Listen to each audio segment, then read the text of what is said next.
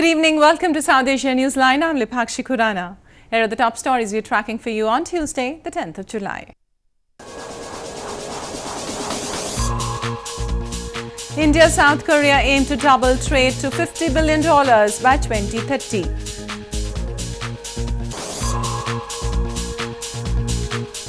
Two militants killed in encounter in India's Jammu and Kashmir.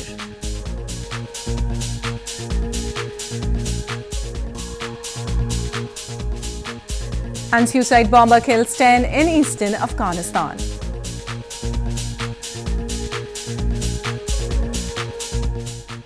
And now for all the details. South Korean President Moon Jae-in on Tuesday held delegation-level talks with Indian Prime Minister Narendra Modi in New Delhi to boost bilateral ties. The Korean president said that Seoul and New Delhi will be aiming to achieve a trade target of $50 billion by the year 2030.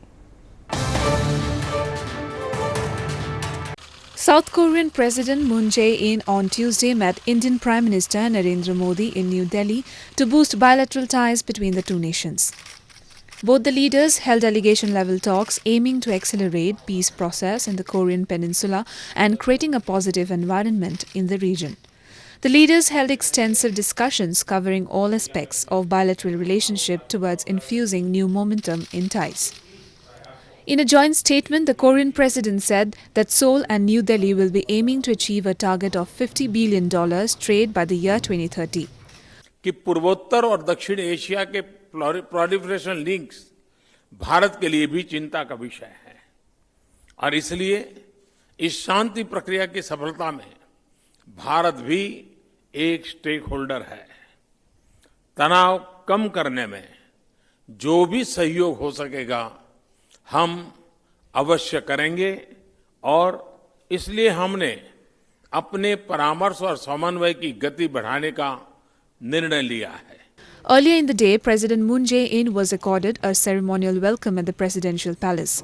According to the Indian government, the three-day visit of the South Korean president was the extension of India's Act East policy. Indian Prime Minister Narendra Modi had visited Seoul in May 2015 that further elevated India-South Korea relations to a special strategic partnership. Two militants were killed in an encounter with security forces in Shopian district of India's northern Jammu and Kashmir province on Tuesday. The encounter broke after security forces launched a cordon and search operation in the Kundalan area of the district following information about the presence of the militants. One security personnel was also injured during the gunfight, which was still underway till the last reports came in. India accuses Pakistan of arming and infiltrating militants across the border to spread unrest in Kashmir Valley. Pakistan denies the allegations. And in news from Pakistan, Pakistan's Apex Court on Tuesday granted the Accountability Court an extension of 6 weeks to conclude corruption references against ousted Premier Nawaz Sharif and former Finance Minister Ishaq Dar. This comes after Nawaz Sharif was sentenced to 10 years in jail in Avonfield reference case last Friday. Pakistan's Supreme Court on Tuesday ordered a 6-week extension to the Accountability Court to conclude the remaining 2 cases against former Pakistani Prime Minister Nawaz Sharif and former Finance Minister Ishaq Dar. This is the 4th time an extension has been granted to reach a conclusion in the corruption cases. Earlier on Friday, the court had sentenced the former Premier to 10 years of jail term in the Avonfield reference case. The National Accountability Bureau had filed a total of 3 cases against Sharif and his family last September, accusing them of money laundering, tax evasion, and hiding offshore assets. After the court's verdict, the remaining cases pertain to the Al Azizia steel mills and Hill Metal Establishment and offshore companies including Flagship Investment Limited. The verdict came as a blow to the ex-Prime Minister and his family, as Pakistan is scheduled to hold election on July 25th. A historic event that will mark the country's second ever democratic transition of power. Moving on, Canada-based Pakistani Islamist Zafar Bangash has revealed that the UNHRC chief was in touch with him for the report against India on the Kashmir issue. India had called the UN report a selective compilation of largely unverified information that sought to build a false narrative. In a sensational revelation, Canada-based Pakistani Islamist Zafar Bangash has said the United Nations Human Rights Commission chief, Zaid Rad, was in touch with him for the report against India on the Kashmir issue. In a conference held in Canada's Mississauga city, Bangash revealed he lobbied for the controversial UNHRC report against India. Meanwhile, President of Pakistan-administered Kashmir, Sardar Masood Khan, during the conference urged the need to avert a nuclear war between India and Pakistan. That we, the friends of Kashmir, also have a role in the production of this report. In fact, I have personal correspondence with the High Commissioner for Human Rights, email correspondence in which he responded to my personal letter and email saying that he would like to have access to both line of control. On June 14, the UN released its first ever human rights report on Kashmir, accusing security forces of gross human rights violations on both sides of the border. In a statement, the Indian Foreign Ministry called the UN report a selective compilation of largely unverified information that sought to build a false narrative. India has long blamed Pakistan of arming and infiltrating militants across the border to spread unrest in Kashmir Valley. Islamabad denies the allegations. And in news from Afghanistan, U.S. Secretary of State Mike Pompeo on Monday paid a surprise visit to Kabul and held talks with Afghan President Ashraf Ghani and other high-ranking officials. He promised support to Ghani's bid to start peace talks with the Taliban.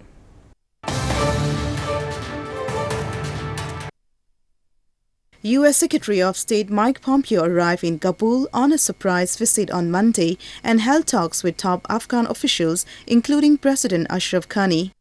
Pompeo, during his visit, also addressed a news conference in the presidential palace in Kabul and promised support for Ghani's bid to start peace talks with the Taliban.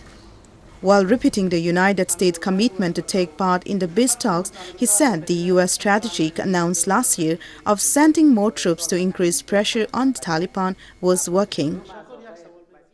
Now more than ever, the United States stands as an enduring partner for Afghanistan.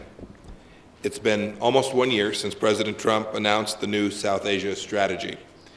It features a conditions-based approach and the removal of artificial timelines and arbitrary troop ceilings. We're working with the Afghan government and security forces to set the conditions to produce a safer, more secure Afghanistan, which is Afghan-led and Afghan-owned. Pompeo's visit at the end of a tour of Asian countries, including North Korea and Vietnam, was his first to Afghanistan since he became Secretary of State in April. More on news from Afghanistan. At least 10 persons were killed in a suicide bombing in Jalalabad city of Afghanistan's eastern Nangarhar province on Tuesday. According to spokesperson for the provincial governor, at least 8 civilians and 2 personnel of National Directorate of Security were killed in the attack. The official said most of the victims were children who were working in a car wash close to the site. 8 cars were burnt in the explosion. So far, no group, including the Taliban, has claimed responsibility. In a unique step to celebrate reading, more than 12,000 students in India's southern Tamil Nadu province assembled and participated in a reading hour. Each student also contributed 1 book to the cause at the end of the hour.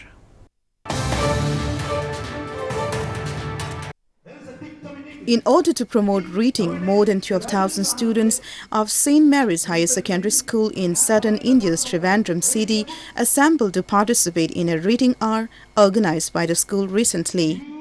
The reading challenge started at 9:30 in the morning, where the school principal, Father Sissy Chon, led the students in reading. The students intend on denoting an hour every day for reading. Today, we have inaugurated a special program called Oru Dinam Oru Manikur Vayanakku. 1 day, 1 hour for reading. 12,000 plus students entered into the world of reading by opening their texts at the same time. It is a great achievement for this school. The school set up libraries in 225 classrooms as part of the reading month in the school. Each student also contributed 1 book to the course at the end of the hour. Golf is gaining momentum in India with a breezy pace. With about 220 golf courses, the government is now keen to exploit golf tourism in its true potential.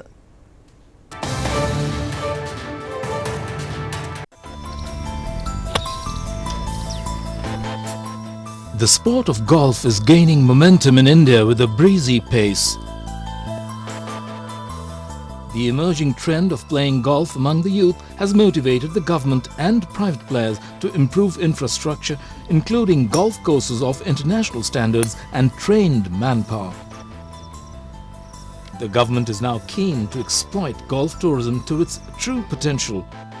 The Ministry of Tourism is keen on promoting golf for the development of the overall ecosystem of tourism. We find now that more and more people are going for experiential kind of tourism. The biggest challenge which we were facing is that even at our iconic sites like Taj Mahal, we are not able to make the people stay for more than one night. Mostly they go in the morning and come back. So what we find is that in and around our iconic tourist sites, if a golf course is created, then people actually go to the site, enjoy the golf course, stay there for 3-4 days, spend a lot of money. So which means a lot of employment for the local people and also a lot of earning for the local people, you know. India has about 220 golf courses, amongst which 25 are signature golf courses which are at par with international standards. Many private resorts and golf courses are providing their guests the world's best dining along with the golfing facilities. Located on the outskirts of the capital, New Delhi, the JP Greens Golf and Spa Resort promises some of the most stunning views of the beautiful 18-hole golf course. Golf needs a good weather, and in India, out of 365 days, average 324 days are the sunlight days, you know, so which is very rare in the world. So that is very, very important, you know, for a golf. The aim to promote golf culture and attract tourists requires some 100 new golf courses in the country. It will not only help attract tourists and generate revenue for the state, but also open new job opportunities for the youth. Vikram Sethi is a well-known golf coach who foresees a bright future for golf in India. He believes aggressive promotion will help attract world golfers to the country. We have excellent golf courses. We have golf courses all over the country. In the north, Delhi being the city which has the maximum number of courses. Then south, Bangalore has very good courses. Pune has very good courses. The east might be a little weak, but we have the oldest club there out of the British Isles called the Royal Calcutta Golf Club. So we have golf all around the country. It's just a question of being able to promote it. With golf courses spreading to every nook and corner of India and the growing popularity of the sport, together with sightseeing of the sports, golf enthusiasts are looking forward to visiting India for a holiday that goes beyond the tees and greens. Well, that's all we have for you from South Asia this evening. Now our viewers can watch the show on SouthAsiaNewsline.com. You can also visit us on Facebook.com/SAsia Newsline and follow us on Twitter @SAsia Newsline. That's all in tonight's edition. We'll see you same time tomorrow. Good night.